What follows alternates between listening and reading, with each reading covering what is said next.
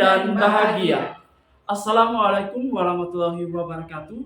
Salam sejahtera untuk kita semua. Pada kesempatan ini kami akan menyampaikan demonstrasi kontekstual kami modul 2.3 coaching supervisi akademik. Perkenalkan, saya Antonius Tama SPD GR dari SD Impres Tanah Rara, calon guru penggerak angkatan 9 Kabupaten Sumba Barat. Dan teman saya Nurbi Sudirman dari SMA Negeri 1 Tanah Rindu CGP Angkatan 9 Kabupaten Sumba Barat. Dan teman saya Francisca Gaina SP dari SMK Negeri 2 Loli CGP Angkatan 9 Kabupaten Sumba Barat. Salam guru penggerak. Selamat pagi Ibu Nurmi. Selamat pagi Pak Anton. Bagaimana kabar Ibu Nurmi hari ini? Alhamdulillah sehat Bapak. Ya, mudah-mudahan Ibu Nurmi dalam keadaan sehat terus ya. Dan Ibu Nurmi bisa melaksanakan aktivitas, tugas, dan tanggung jawabnya dengan baik. Baik ya Ibu Nurmi, hari ini Ibu Nurmi akan melaksanakan coaching ya? Betul Bapak. Ya. Sebelumnya ada beberapa hal yang ingin saya tanyakan sebelum Ibu Nurmi melakukan proses coaching. Bolehkah Ibu Nurmi? Boleh sekali Bapak. Ya, oke. Jadi nanti pada saat Ibu melakukan coaching, coach dan coaching akan saya amati dan nilai sesuai rubrik yang ada seperti apakah sudah sesuai dengan alur tirta atau belum, ya. Dan apakah sudah mengajukan pertanyaan berbobot sesuai kata kunci yang disampaikan oleh coachee serta jawaban yang disampaikan oleh coachee apakah sudah sesuai dengan pertanyaan yang Ibu sampaikan, ya. Jangan lupa juga Ibu Nurmi harus sesuaikan dengan prinsip coaching ya, yaitu kemitraan proses, kreatif, dan memaksimalkan potensi. Sebelum melakukan observasi, saya akan mengajukan beberapa pertanyaan. Apa boleh Ibu Nurmi? Boleh Pak. Oke. Ibu Nurmi, kira-kira kompetensi apa yang Ibu Nurmi akan kembangkan dalam proses coaching nanti? Kompetensi yang ingin saya kembangkan pada kegiatan coaching nanti yaitu kompetensi coaching antara lain kehadiran penuh atau presence, Ya. mendengar aktif dan membuat pertanyaan yang berbobot. Oke. Jadi kompetensi yang Ibu Nurmi kembangkan yaitu kehadiran penuh, presence ya, yang biasa dikatakan seperti itu. Kemudian mendengarkan aktif dan mengajukan pertanyaan-pertanyaan berbobot, begitu ya. Oke. Adakah kompetensi yang lebih spesifik yang ingin Ibu Nurmi kembangkan dalam proses coaching ini? Ada Bapak, yang ingin saya kembangkan itu mendengarkan dengan aktif dan membuat pertanyaan-pertanyaan yang berbobot. Oke. Jadi kompetensi yang ingin Ibu Nurmi kembangkan secara lebih spesifik adalah mendengarkan dengan aktif dan mengajukan pertanyaan-pertanyaan berbobot seperti itu ya.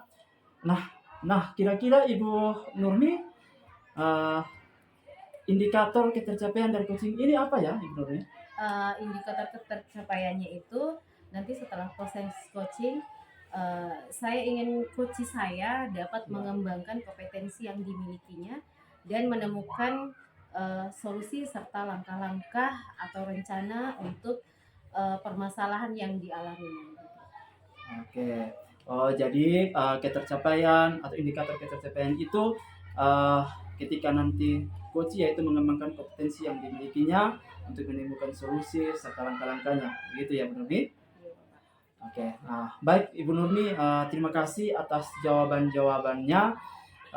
Selamat melaksanakan proses coaching dengan sebaik-baiknya, dan setelah proses coaching nanti selesai kita ngobrol-ngobrol lagi ya Bu Nurmi. Baik Bapak. Oke.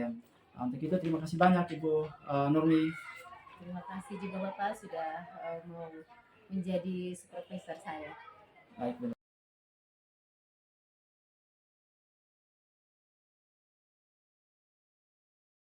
Selamat pagi Bu Siska. Selamat pagi Ibu Nurmi. Bagaimana kabarnya hari ini? Ya, puji Tuhan, kabar baik dan sehat Ibu Nurmi. Alhamdulillah ya Bu.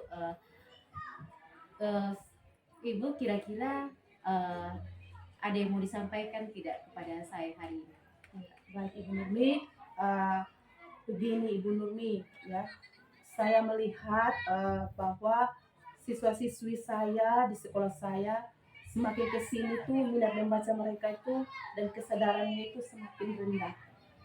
Oh, jadi kesadaran dan minat baca siswa di sekolah Ibu semakin rendah ya, Bu? Iya, betul sekali Ibu Nurmi. Gini Bu, kita punya waktu kira-kira 15 sampai 20 menit untuk berdiskusi. Kira-kira dari obrolan atau diskusi kita ini apa yang ingin Ibu dapatkan? Oh, baik Ibu Nurmi, saya ingin minat membaca siswa-siswi di sekolah saya itu memiliki tumbuh dan memiliki kesadarannya sendiri. Kemudian mereka senang membaca, terus mengunjungi perpustakaan itu dengan senang. Kemudian itu yang saya inginkan dari mereka, karena kenyataannya bahwa selama ini mereka itu melakukan literasi itu karena tugas atau dorongan dari Bapak Ibu guru. Kemudian mereka ke perpustakaan juga hanya memenuhi kunjungan wajibnya mereka, dan terkadang di perpustakaan itu mereka hanya bermain-main saja Ibu Nurmi. Oh, oh begitu ya Bu. Jadi intinya Ibu ingin meningkatkan minat baca siswa, eh, meningkatkan minat baca siswa ya Bu. Iya, betul Ah. sekali. Kira-kira menurut Ibu, siswa sudah dikatakan minat bacanya meningkat itu seperti apa? Oh, ya, menurut saya Ibu siswa senang dengan membaca, kemudian mengikuti kegiatan literasi itu dengan kesadaran tanpa menunggu tugas atau paksaan. Kemudian mereka bisa membaca buku yang tersedia di pojok baca di dalam kelas, kemudian mading-mading yang ada di sekolah kami dengan sendirinya tanpa paksaan, dan juga melakukan kunjungan ke perpustakaan itu dengan rutin. Oh, ya. Jadi menurut Ibu, eh, mereka itu sudah bisa dikatakan minat bacanya meningkat ketika mereka rajin membaca tanpa adanya paksaan dari orang lain, gitu ya Bu. Nah, kalau begitu, menurut Ibu yang disampaikan tadi itu level ideal anak sudah berkembang minat untuk membaca, ya sudah di skala 10 lah ya Bu. Kira-kira situasi saat ini di sekolah, minat baca siswa di sekolah Ibu itu sudah sampai ke level berapa Ibu? Kalau menurut pengamatan saya Ibu Nurmi, baru di skala 6. Oh, terus kira-kira nanti minat membaca siswa yang Ibu inginkan sampai di skala berapa? Ya, kalau menurut saya levelnya itu 8 itu sudah cukup baik untuk sekolah saya. Oh, jadi minat membaca siswa dikatakan meningkat menurut Ibu itu di level 8 ya Bu? Ya. Kira-kira apakah Ibu sudah punya rencana agar minat membaca siswa di sekolah Ibu itu meningkat? Oh iya, Ibu Nurmi, selama ini saya berpikir bahwa akan membuat perpustakaan digital, kemudian membuat game-game yang untuk menarik minat membaca siswa yang dapat oleh siswa secara online, kemudian menyertakan buku-buku dengan desain yang menarik dan ruang membaca yang nyaman untuk siswa-siswi saya. Itu rencana saya ke depannya. Dan kemudian mungkin ada pelatihan-pelatihan workshop yang dapat dilakukan untuk peningkatan membaca dari minat baca dari siswa-siswi saya. Ya, dari sekian strategi yang Ibu paparkan tadi, kira-kira strategi yang mana yang Ibu akan laksanakan terlebih dahulu? Ya, kalau menurut saya lebih memilih ke perpustakaan digital, karena saya percaya bahwa strategi ini mampu menarik siswa-siswi saya, kemudian mereka lebih efektif akan dengan sesuatu yang bersifat online dan sebagainya seperti itu. Oh iya Bu. Berarti strategi yang Ibu lakukan ini sebenarnya memang sudah sesuai dengan perkembangan zaman saat ini. Karena kalau kita lihat anak-anak lebih suka pegang handphone, lebih senang melihat berbagai macam media melalui digital. Nah, kira-kira kapan rencana Ibu untuk memulai strategi ini? Ya, saya pikir Ibu Nurmi semakin cepat itu semakin lebih baik, dan saya rasa mungkin mulai minggu ini saya mulai melakukan kegiatan ini. Baik, kira-kira dalam rencana Ibu ini siapa saja yang bisa membantu Ibu untuk melaksanakan kegiatan agar berjalan dengan baik? Ya, baik Ibu Nurmi, saya rasa saya membutuhkan kolaborasi bersama teman-teman saya, terkhususnya pegawai perpustakaan yang mengkoordinir koordinator perpustakaan di sekolah saya, kemudian Bapak Ibu guru yang memiliki kemampuan IT-nya bagus, ya, untuk membantu saya membuat perpustakaan digital. Wah, rencana yang baik ya Ibu, yang seperti yang Ibu sampaikan bahwa perpustakaan digital itu lebih menarik perhatian siswa. Kira-kira apa yang sudah kita dapat perpustakaan digital itu lebih menarik perhatian siswa. Kira-kira apa yang sudah kita bicarakan hari ini, apa yang Ibu dapatkan? Ya, dari percakapan ini awalnya tadi saya merasa bingung Ibu, bagaimana menumbuhkan minat membaca dari siswa-siswi saya. Tapi melalui pembicaraan dengan Ibu, berdiskusi, saya boleh memperoleh pencerahan yang baik bagaimana meningkatkan membaca siswa-siswi di sekolah saya. Baik, itu yang sudah Ibu dapatkan dari pembicaraan kita hari ini. Semoga Ibu bisa melaksanakan strategi-strategi yang sudah Ibu paparkan satu demi satu bisa dilaksanakan. Mungkin ada lagi yang ingin disampaikan Ibu? Ya, untuk sementara itu saja Ibu Nurmi. Baik, besok kita bisa ngobrol-ngobrol lagi ya Bu. Mungkin minggu depan atau kapan ketika Ibu nanti sudah melaksanakan atau merealisasikan rencana Ibu, saya sudah tidak penasaran lagi dengan hasilnya. Mudah-mudahan mendapatkan hasil yang baik ya Ibu. Amin. Terima kasih Ibu Nurmi untuk kesempatan dan diskusinya. Sama-sama Ibu, sampai ketemu lain waktu. Halo Ibu Nurmi. Halo Bapak Anton.